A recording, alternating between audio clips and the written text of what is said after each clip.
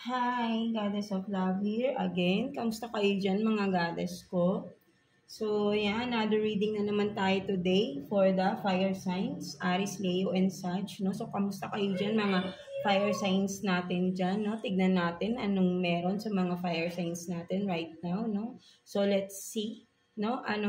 And of course, na love reading tayo pala, no? For today's reading for you, no? Mga fire signs natin.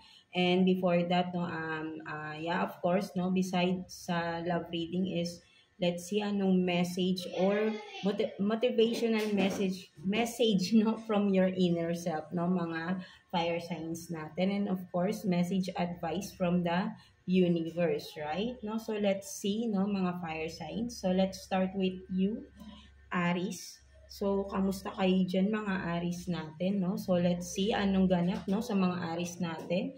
What's the message from your inner self? Ano yung kailangan yung marinig from your inner self, of course. And, anong sitwasyon for your love relationship, right? No, mga Aries. And, message advice from the universe, no? So, let's see, no? Anong message ng iyong inner self, no? Mga Aries natin, right? Kuha tayo ng one card here for you. Yes. Start tayo agad-agad, right? Mga fire sign. So, let's see. What's the message, advice, or motivational messages, no? Message, of course, for you, Aries, ng iyong inner self, no? So, what is this? It always seems impossible until it is done.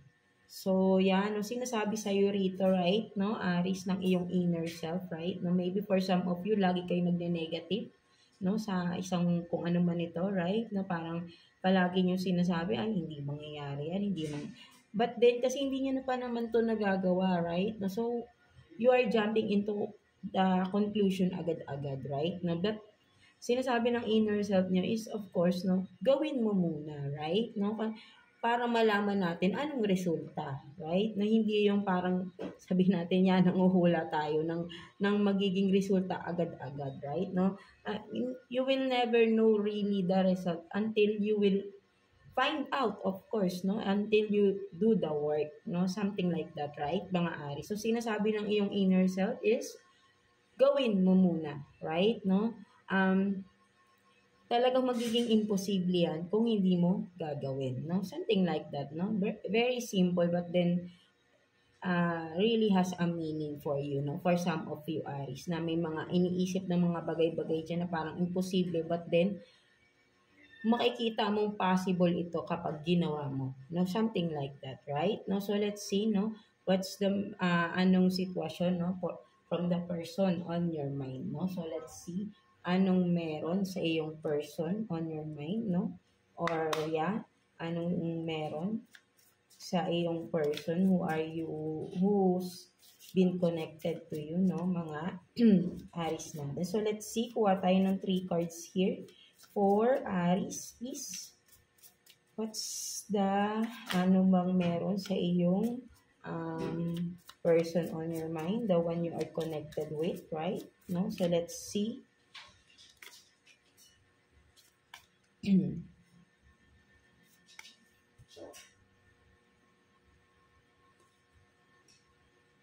So, same height as you, no? So, for some of you, no? Halos magkasing tangkad lang kayo, no? For some of you. And then, you have this brunette, no? So, for some of you, maybe mestiza. Or, brunette is like yung hair, no? May pagka-blonde, right? No? For some of you, yung person on your mind is yun nga, yung you are connected with a person na may kulay ang buhok, right? No? For some of you, mahilig mag-color ng buhok, right? And then, what else? Elderly. No? So, for some of you, hindi na siya kabataan. Of course, maybe, hindi na rin kayo bata, no? Of course, ng iyong person that you are connected with, right? No? Mga Aries natin, right? No? So, kung sino makaka-resonate here, no? So, halos same height lang kayo, no? For some of you, and then, yun nga, may kulay ang buhok, no? Or sabihin natin, pwede ring foreigner for some of you, no? You are connected with a foreigner, or you are, yeah, you're thinking of someone who is, ano, no? in other yeah, foreigner of course, right, no? Or brunette, like may ibang kulay yung hair niya or nagkukulay siya ng buhok niya, no? May pagka reddish, no, blonde, no, something like that, no? Kasi marami naman, no, pag sinabing brunette, eh, mostly mga reddish something. If correct me if I'm no, I'm mistaken. No? Correct me if I'm wrong, no, mga Arisal. But then, no, so for some of you lang na makaka-resonate here, right? No, so let's see, no, kuha pa tayo what else, no, pagdating sa iyong person. Ano pang sitwasyon meron sa inyo ng person on your mind, no? The one you are connected with, right? Mga Aris natin. So let's see, kuha pa tayo ng 3 cards here for you, Aris. Tignan natin. Kuha pa tayo ng 3 cards for Aries.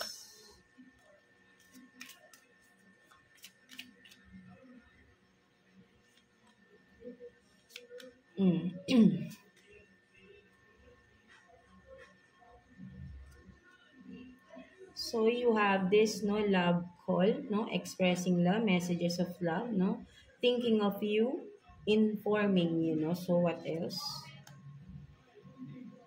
You have this hammer, no, sabotage, rebuild, persistent, no, working on it, preparing, and then ascending, no, so learning, expansion, transcending, preparing for union, new pace, no. So for some of you, ang nakikita ko dito, Aris, no, ang yeah, no, for some of you, parang sabihin natin, no, with this hammer, right, no, parang may ang nakikita ko or nase-sense ko here, no, for some of you, may mga nangyaring issues, no, maybe before, no, sa past, no, parang sabihin natin may mga sabotage, no, self-sabotaging, no, something like that, or talagang may mga issues before na parang ngayon is both of you, no, for some of you, is parang you are working on it, no, sabi nga rito, no, working on it, repairing, no, so for some of you is yun nga, no, parang sasabihin natin na parang you are, no, may inaayos ba yung mga issues, no, before, kung ano man itong mga nangyari sa past, no, issues from the past, kung ano man yan, syempre kayo lang din nakakaalam, no. So yan, no, dumaan kayo sa ganyang stage, no, for some of you, Aries, and now maybe because you are working on it, no, both of you, no, nagkakaroon kayo ng pag-uusap, no, tungkol sa mga kung ano man ito, no, right, or sabihin natin na from that, no, from that, you are ascending, or both of you, or the relationship is ascending, right? No, kumbaga parang again nagkakaroon ng union, nagkakaroon ng bagong new phase, right? No, kasi you are working on it, eh. The issues from the past are kumbaga ay inaayos ninyo, both of you, no? Parang both of you decided still to be together, no? Something like that.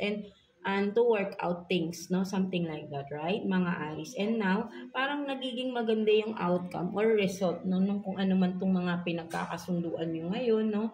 At with the love call here, ang nakikita ko, more nagkakaroon kayo ng, parang nagkaroon ng, kasi dito may new phase, right? No? May new beginning again, new start, no? Parang fresh start from the relationship, no? Something like that. And mas siguro, mas kung ano yung mga dating naging issues, right? Or mga dating hindi nyo naman nagagawa, no? Or mas parang nakikita ko, mas nag-e-express kayo ng love ninyo for each other, no?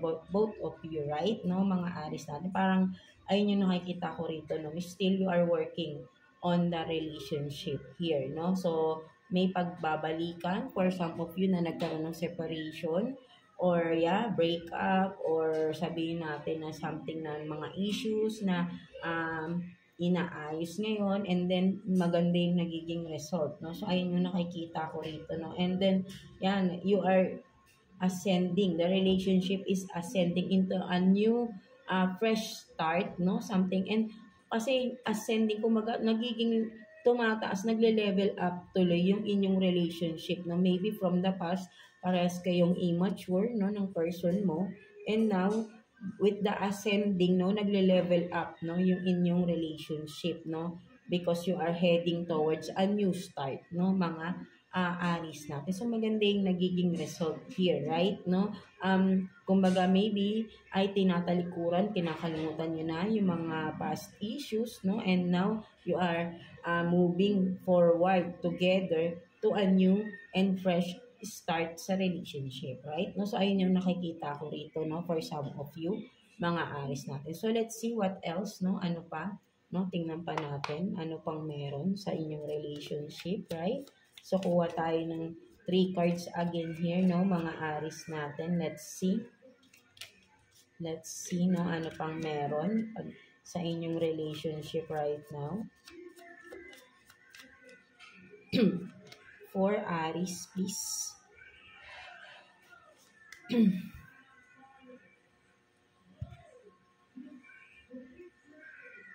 So you have this, no, the Hermit in reverse, the Moon in reverse, so lahat naka-reverse na. So Page of Cups in reverse, no? So lahat reverse. So ang nakikita ko naman dito, no, Aries, no, maybe talagang yung mga issues before, no, hindi lang siya simple, no, for some of you, right, no, with these cards in reverse, no, is maraming revelation, maraming secrets revealed, no, or mga issues na before ay itinago na with the Page of Cups is naging emotional yung isa or both of you, right? With the Hermit in reverse and the Moon in reverse is yung mga tinatagong sikreto lumabas no? Something like that, no? So, ayun yung nakita ko rito. And one of you or both of you, no, ay naging emotional talaga here, no? Maraming issues, maraming revelation, no? At hindi biro yung pinagdaanan ng relationship ninyo, no? Something like that, no? So, ayun yung nasa-sense ko dito, no?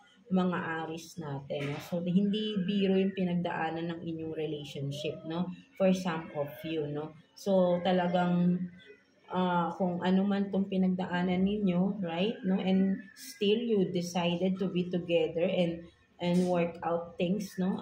Work things out, not right, no? To have a new beginning sa relationship, right? No, hindi biro, no, something like that. Kaya pala meron kayong unang card nyo is it's always seem impossible until it is done, right? No, so maybe for some of you all, before parang imposible ng maayos, right? But then still, no, the eagerness is there, no? Kumbaga parang kung may mga mali man, no, siguro humingi na ng kapatawaran, may nagpatawad na rin, and then decided to be together again, no? And yeah, from that, yung imposible na akala ay naging possible, right? Na nagkaroon pa ulit ng rekindle, no? Something like that. Or union or reunion of hearts, no? So, something like that, right? No? So, napakaganda rin, no? So, from disaster to, 'di ba, a new beginning ng inyong buhay, right? No, ng inyong relationship, right? Mga Aries natin. No? So let's see what's the future outcome pa, no? O possible future, no? Yeah, possible, hindi possible, no? Future outcome of this relationship na you are with, no? Mga Aries natin. No? So let's see, no? Kuha tayo ng one card for you, no, mga Aries natin. Let's see. What's the future outcome ng inyong relationship, no, na you are working things out, no, parang yeah, para maybe may mga kids kayo, family na kayo, married for some of you, right, committed, no, that's why you decided to be together still, no. So let's see what's the future outcome, no, ng mga pagpupursige ninyo to be together again, right? No, so let's see.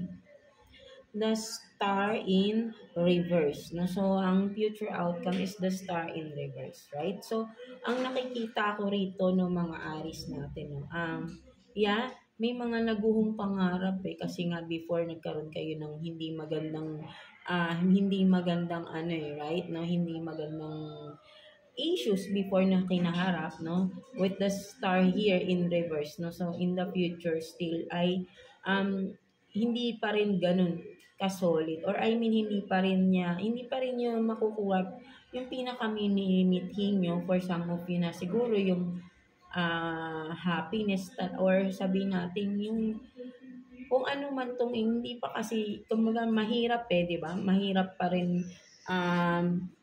kumbaga yung pinagdaanan is talagang tinatry pa din na maayos, right? No, but with the star in reverse here for the future outcome is nakikita ko is still working out things, no? In the near future, no? Parang inaayos pa din, no? Hindi pa siya talaga fully healed, no? Sabi natin yung inyong relationship, no, in the future is still hindi pa siya fully healed, no? So, sabi ko nga grabe kasi yung naging issues before ng pinagdaanan ng inyong relationship, right?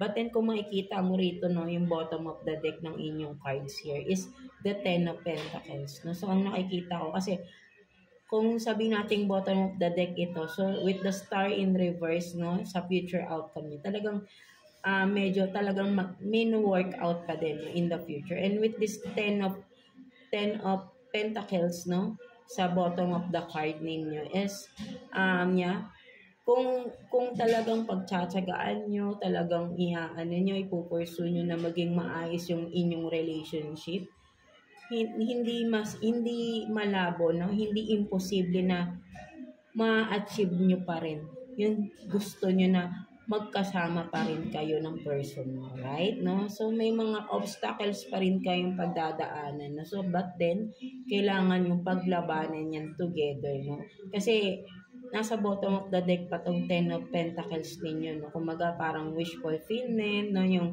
satisfaction, yung inyong kung ano man yung mga gusto nyo mangyari na together again talaga na as in parang ito na talaga, no? Ito na yung parang wala na lahat bago na, lahat total yung mga kailangan alisin na yung kumbaga parang wala nang mancha ng nakaraan, no? So medyo matagal-tagal pa, mahaba-habang proseso pa, no? But then if tsatsagaan nyo ito, right? Tsatsagaan nyo, if you are willing, if ikaw tong nagkaroon ng mistakes sa iyong partner, no? Kung tsatsagaan mo, makukuha mo yung resulta ng maganda, right? No, wala namang madali Kung ikaw yung nagkamali rito, you have to no, talagang kailangan mong sabihin natin na ikaw talaga yung magtrabaho for this, right? Ipakita mo na sincere ka na magkaayos kayo ng partner mo, na maging maayos ulit, bumalik kayo, or sabihin natin totally new, no, yung inyong relationship, no, at mag-start talaga ng fresh, mag-start ng bago, at magsimula ulit ng masaya, no, something like that, no. Hindi yan agad-agad nakukuha with the star in reverse, right? No, in the near future talagang mahaba-habang proseso pa ang pagdadaanan ninyo para makuha niyo yung siguro tiwala, kung ano man ito, no. Mahaba-habang proseso pa yung mangyari. Basta kailangan patunayan ninyo, right? Na talagang you deserve to be happy again, of course, sa gusto mong tao, sa mahal mo, kung mahal mo talaga, right? No? At kailangan mong pagtrabahuan because kung ikaw yung nagkamali dito, you have to accept and do the things, or I mean do the work, no? Para maging maayos talaga totally, no? At maging makuha mo yung talagang wish mo na magkaayos kayo at maging masaya ulit, no? Ng iyong partner, no, na the person on your mind, the one you are connected with, right? No, mga Aries natin, right? No, so let's see what's the message advice for you ni universe, right? Mga Aries natin. So kuha tayo ng one card here for you, no, Aries. Message advice for Aries is, so let's see, choose happy, no? So, sinasabi sa iyo ng universe, right, no? Choose happy, no? Kung masaya ka, kung ano yung masaya, saan ka ba masaya? Masaya ka ba talaga na gusto mo, ano bang magpapasaya sa iyo, yung magkaayos kayo ng person mo or may ibang bagay pa? 'Diba? Choose happy, choose happiness. Parang yung reading ko rin kahapon, no, kay Scorpio, right? No, parang choose happiness eh. Kasi alam nyo, mahirap i-achieve talaga ang happiness sa buhay. But then once you feel fully na talagang ito na, ang saya-saya ko na, ang sarap sa pakiramdam. Madali lang tayong tumawa, madaling ngumiti, but then the real happiness, no, ang hirap i-achieve. So, kapag ikaw talaga alam mo sa sarili mo, you are contented, you are really happy in all aspects of your life, no? Ang sarap sa pakiramdam niyan, no? Something like that, right? No, mga Aries natin. So, sinasabi ni universe dito to choose happy, choose happiness, be happy. So, gawin mo yung tamang paraan at yung tamang way ng magiging masaya ka. Yung totoong magiging masaya ka. Doon ka. Right? So, yeah, that's it for you, no? I hope na naka-resonate kayo sa reading ninyo today, mga Aries natin. So, yeah,